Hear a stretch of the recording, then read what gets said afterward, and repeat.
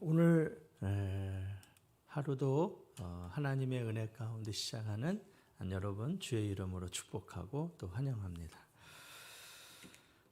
죄의 대가는 너무도 무섭고 또 무겁습니다. 하나님은 분명 아간에게 회개할 기회를 허락하여 주셨죠. 그럼에도 아간은 회개하지 않았습니다. 여호수아는 이른 아침 모든 백성을 불러 모으고 누가 하나님 앞에 범죄했는지 이제 제비를 뽑아 가려내기 시작했습니다. 200만이 가까이 되는 그 많은 사람들, 그 중에 12지파를 나오게 하고 그 12지파에서 제비를 뽑으니까 유다 지파가 뽑혔습니다. 유다 지파 중에서 어느 족속인가 봤더니 세라 족속이 뽑혔고, 또 세라 족속 중에 어느 가족인가 봤더니 삽디의 가족이 뽑혔습니다. 삽디의 가족의 모든 아들을 불러다가 어느 아들인가 봤더니 갈미의 아들이 뽑혔어요. 그 갈미의 아들 중에 누구냐 봤더니 바로 아간이죠. 그러니까 벌써 모든 백성, 그 다음에 지파, 족속, 그리고 가족, 그리고 남자들, 이렇게 숫자를 세보니까 적어도 5번이에요. 5번. 그러니까 5번이라는 것은 5번의 기회가 있었다는 것이겠죠. 그리고 여러분, 200만이나 되는 그 많은 사람들이 지켜보는 가운데 제비를 뽑을 때 아마 순식간에 뽑히지는 않았을 거예요.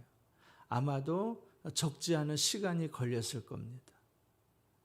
근데 그렇게 기회가 있고 그렇게 시간이 흘렀음에도 불구하고, 점점 시간이 흘러고 접혀오는데도 불구하고 아간은 끝까지 회개하지 않았어요. 그러면 그렇게 5번의 기회들, 또 시간이 흐르면서 범죄한 아간은 어떤 생각을 했을까라는 생각이 들었어요. 아간은 분명히 이렇게 많은 사람들 중에 누가 죄를 범한 거야? 또 내지는 점점 좁혀올 때 나는 아니겠지. 내가 숨긴 거 해봤자 외투 한 벌에 은 200세겔에 금덩어리 그 정도인데, 여리고성이 이렇게 크고 이렇게 많은데 고작 그거 하나 훔쳤다고? 이런 생각이 들었을 거예요. 근데 결국은 끝에 가서 뽑힌 게 설마 했는데 바로 자신이었죠. 아간은 어쩔 수 없이 이실직고를 하게 됩니다. 그리고 정말 그런가? 그 장관들이 정말 아간의 집에 가서 한번 뒤져봤어요. 그랬더니 그것이 이제 확인되는 것이죠. 22절에 보면은 이에 여호수아가 사자들을 보내매 그의 장막에 들어가 본즉 물건이 그의 장막 안에 감춰져 있는데 은은 그 밑에 있는지라. 아간과 그가 훔친 외투, 그리고 은과 금덩이, 그 모든 것들이 다 정말 아간의 장막 안에 있었죠. 땅에 묻혀 있었던 것들을 캐내어서 확인이 되었습니다.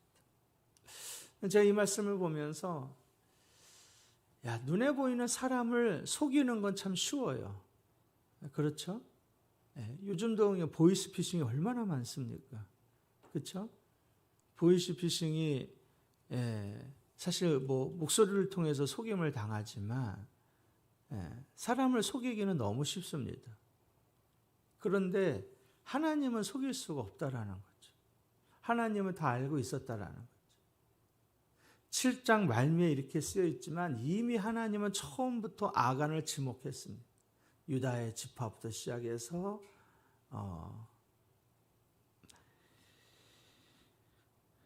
그리고 어떻게 돼요? 그의 가족과 아간은요, 하나님의 준엄한 심판을 받습니다. 24절과 25절이죠.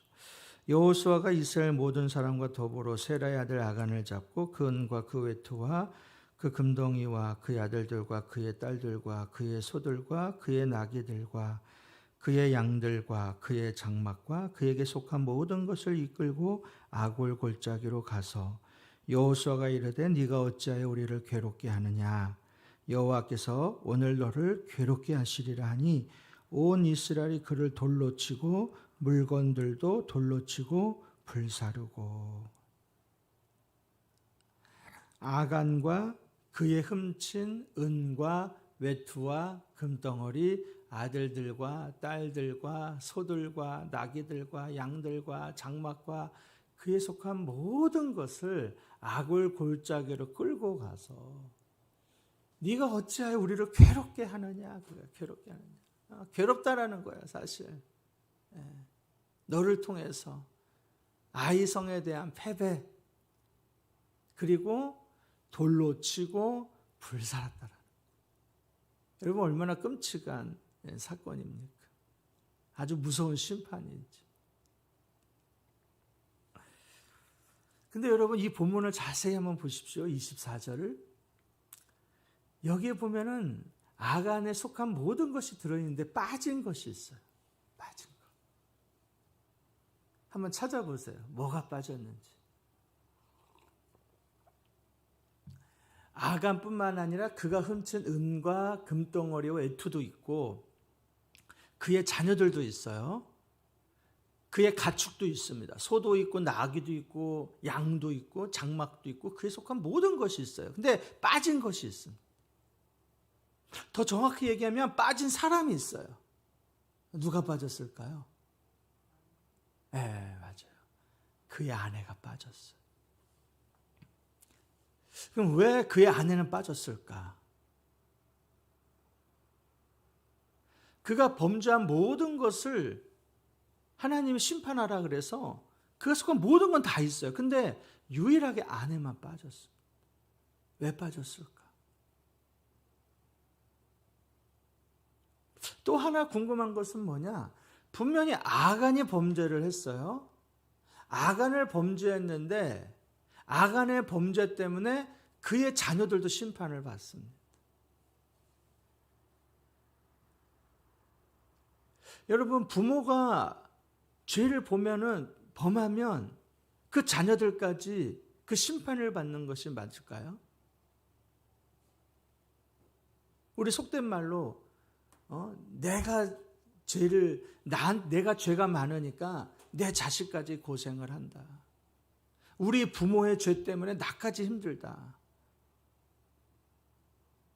종종 예수를 믿는 사람도 그런 얘기를 하는데 그게 과연 맞는 말일까? 성경에는 분명히 연좌제를 금지하고 있어요. 이미 신명기에 보면은 하나님이 말씀하셨습니다. 아버지는 그 자식으로 말미암아 죽임을 당하지 않을 것이요 자식들은 그 아버지로 말미암아 죽임을 당하지 않을 것이니 각 사람은 자기 죄로 말미암아 죽임을 당할 것이다. 하나님은 분명히 말씀하셨어요. 근데 여러분 왜 아간이 범죄했는데 아들과 그 딸들이 심판을 받아야 되는 걸까요?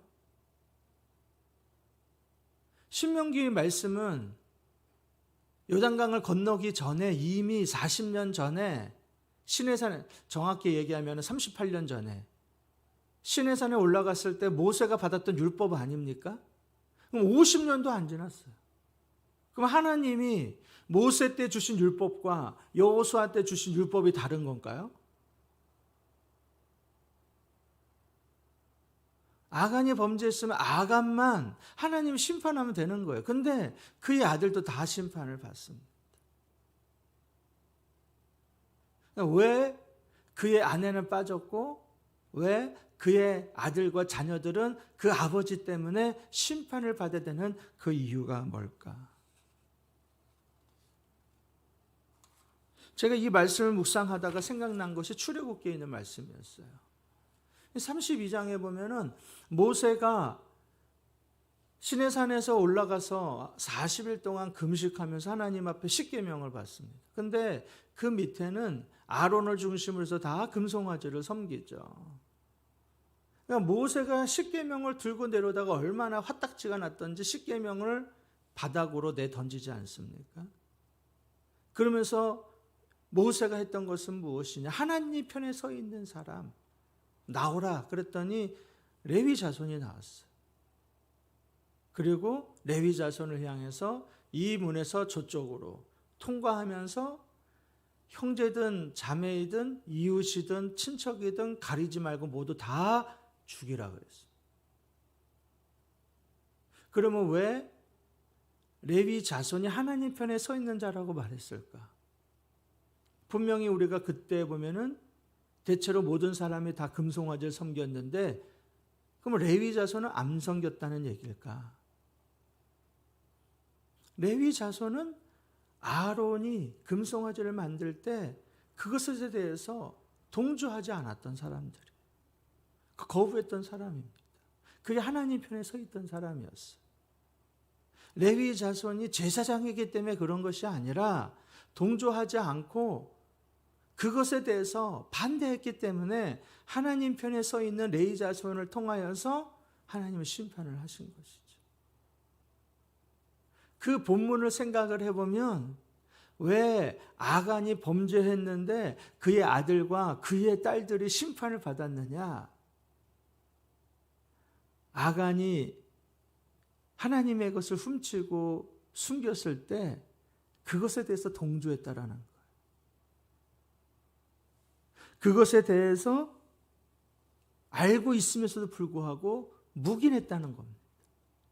그럼 반대로 그의 아내는 왜 심판을 받지 않았느냐? 그것에 대해서 동조하지 않았다라는 거예요. 그것에 대해서 거부했다라는 것이죠. 아간이 여리고성에 가서 전쟁에 나가서 여리고성을 다 친 후에 돌아올 때에 보지 못했던 아름다운 외투 한 벌을 가지고 왔어요. 은을 가지고 오고 금덩어리를 가지고 왔습니다. 모든 식구들은 그걸 봤을 거예요. 한 장막 안에 살고 있으니까. 아간이 자신의 장막에 땅을 파서 숨길 때에 모든 가족은 그것을 지켜봤을 거예요. 근데 아내 외에 누구도 아버지에게 아버지 그러면 안 됩니다 라고 거부했던 사람이 아무도 없었다라는 거예요. 그들은 다 동조하거나 그것에 대해서 알고 있음에도 불구하고 묵인했다는 거예요. 하나님은 그것을 보고 계셨어요. 여러분, 우리는 사실 가족이라는 이유로 인해서 친분이라는 것 때문에 하나님이 기뻐하지 않는다는 걸 알고 있음에도 불구하고 우리는 그것에 대해서 입을 닫고 있든지 그냥 묵인하든지 혹은 동조할 때도 있다라는 거예요.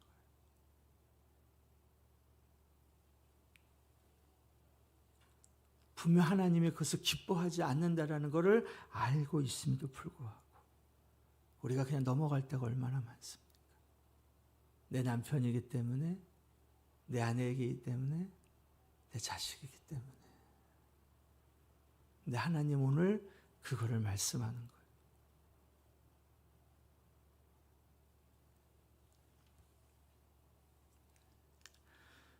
하나님 편에 서 있는 사람, 하나님 편에 서 있는 자, 그것은 사실 쉬운 것은 아니죠.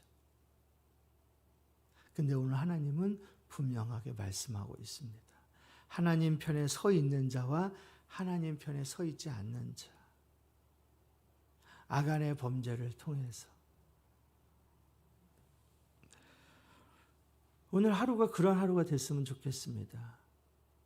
하나님이 기뻐하지 않는 것에 동조하거나 그것에 대해서 묵인하지 않는, 하나님이 기뻐하시는 것에 우리가 서 있는 그런 오늘 하루가 되기를 간절히 소망합니다. 기도 제목 함께 나누고 기도하겠습니다. 기도 제목 하나, 오늘 하루도 하나님이 기뻐하지 않는 것에 거부하며 하나님 편에 서게 하옵소서. 둘, 하나님을 기쁘시게 하는 일에 쓰임받는 가족이 되게 하옵소서. 셋, 백신과 치료제를 통하여 일상의 회복이 있게 하시고 코로나가 종식되게 하옵소서. 우리 주여 한번 부르고 우리 같이 기도하겠습니다. 주여, 하나님 아버지 감사합니다. 이 새벽에 다시 하여금 하나님의 뜻이 무엇인지